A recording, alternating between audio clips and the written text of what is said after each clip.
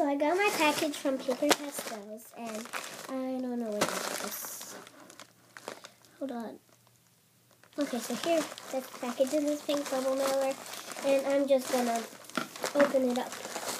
So yeah, hopefully I don't cut anything. Oh, it makes me so happy. Oh, I haven't felt this squishy in a while. Oh, she even has her Paper Pastels tag. So, here's my invoice. Okay, I'm not going to show the invoice because I think it's kind of stupid. Okay, so first I got this candy kit right here. I'm so excited. It's the, I don't know what it is really. Then I got this octopus one. Then I got this Choco-Nary one that I'm really excited for.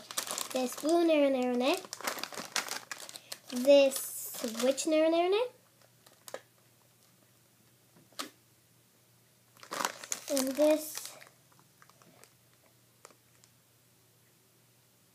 and this Hello Kitty macaron, which is so squishy. And this has absolutely no defects. So it's so pretty. I'm going to take it out of the packaging. And I can't believe she has it with the tag, and this is gone. How should I do this?